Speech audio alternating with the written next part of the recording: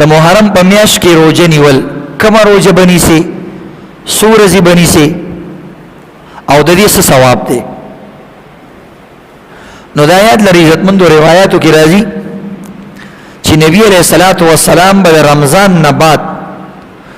د ټولو نه زیات چې د کوم روزو اهتمام کو هغه د محرم روزه و نبی علیہ السلام وکړو افضل الصيام بعد رمضان شهر الله محرم او محرم داسې یو عجیبه میاشته چې د ټولي میاشتې الله پیدا کړی خودی میاشته الله رب العزت خپل میاشت ویلې ده ځان ته اضافت او نسبت کړي شهر الله وې دا د الله میاشته دا دومره بزرګه میاشته نو دا یاد لري عزتمنو نفلی روزي خوري عرفه روزم ده د شعبان روزیم دي اسی انسان د پیر او د جمعرات روزم نیولې شي عام نفلی روزم نیولې شي ثواب زیات ده خو په نفلی روزو کې د ټولو نه زیات ثواب د محرم په روزه کې څنګه چې په نفلی منځونو کې د ټولو نه زیات ثواب په تهجد او قیام الليل یې نشبي منځ کې د قشان روایت کې راځي چې د ټولو نه زیات ثواب په نفلی روزو کې د محرم روزه کې ځکه قران کې الله د محرم بیان کړی چې دا زما برکتی میاشته نو د دې وجنه د محرم په ټوله میاشت کې روزي نیول پکار دي ټولو نه هر ورځ چې دی نیول خو بیا پکې د لسم محرم چې عاشورا ورته ویل کیږي نو پدې کې عزتمندو یو خاص فضیلت پر روایت کې راغله چې کوم انسان د محرم د لسم ورځې روزه ونیوله نو الله رب العزت د تیر شوی کال د ګناهونه معاف کوي او بس تاریخي روایتو کې راغلي دي چې کله د رمضان روزي فرض نه وي نو د محرم روزه فرض و شروع کې د محرم روزه فرض و بیا معاویه رضی الله تعالی عنہ وی اس نور روایتو کې راځي چې کله رمضان فرض شو به نبی رسول الله ویلي واستاسو خوخه کني سي کني ني سي یعنی نفلی روزه شو او فرضیت یې صرف منسوخ شوه لري نور دا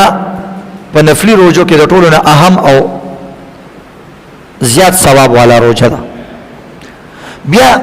یو روزه نیول پکار دی یا دو نیول پکار دی یا درې ځکه نبی رسول الله شروع کې به یو روزه نیول ډیر وخت ډیر کلونه یو روزه نیولې ده تقریبا 9 کالو پورې زمدا یو د محرم یو روزه نیولا به یو ځل د مرګ نمخ کې چې په کوم کال وفات کېدو دا غینه یو کال مخ کې نبی رسول الله والسلام یو اشتها او خواهش وکړ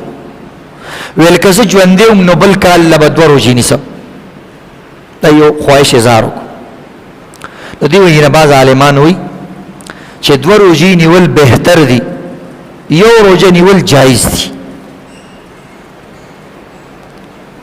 بعض روایتو کې راځي نبی اسلام يهوديانو سره مشابهت مکوي دو روزي دي سي نو دی وینه باز وی چې یو روزه ونیسي نو دا به مکروه ده خو يهوديان روزي نه نیسي دیم دا نفلی روزی دی دومره سختی پکې نشته دیوینه انور شاه کشمیری رحمه الله فرمای چې کوم انسان 3 روزي ونیسي د محرم د نهم تاریخ د لسم تاریخ او د یو لسم ځکه یو روایت کې راځي چې یو روزه د مخ کې نیسا بلکې راځي چې روسته نیسا نو مخ کې روسته چې تی ونیسي دواړه نو 3 روزي چې څوک ونیسي دا د ټولو نه بهتر ده او چې کوم انسان یو تی مخ کې ونیسي یا یو تی روسته ونیسي یعنی د نهم محرم او د لسم محرم یا د لسم او یا د یو لسم دا دوا که مخ کې تی نیسي دغه واخه که روسته تی نیسي یو نو دا دغه درجه روزه ده افضلیت کې او درېمه درجه به دا چې سره یو روزه ونیسي دا هم جایز ده په دې زمانه کې نو جوانانو الکانو د پاره روزه نیول دا ډېر د سعادت خبره ده کې یو نیسي یوم دی ونیسي اوس مسله دا ده زمون ملک اعتبار سره لسم محرم دیکھلا نو عزتمندو زمن عیسوی تاریخ یا دا انګریزی تاریخ ورته سو کوئی دا یو تاریخ دا غینه مخکره یو تاریخ د دینه مخکره نو مطلب دا چې لسم محرم وی نو 9 اگست پی صحیح شو. نو چې کوم انسان اوس د 9 محرم نیسی نو 8 اگست وي یو تاریخ مخکې دی. نو چې کوم انسان 2 روزې نیسی او یو ته مخکې نیسی نو 8 اگست او 9 اگست روزه به ونیسي د دې 2022 سال محرم. که کوم انسان وایي چې نه زه یو روزه وروسته نیسم نو بیا د 9 اگست او د 10 اگست روزه ونیسي. چې کوم انسان وایي زه 3 ونه نیسم نو 8 اگست 9 اگست 10 اگست روزه دی ونیسي نو د 9 محرم د 10 محرم او د 11 محرم روزه به وشي. دا مسله بالکل واضحه شو. دې طریقې سره دا د روزې مسله شو.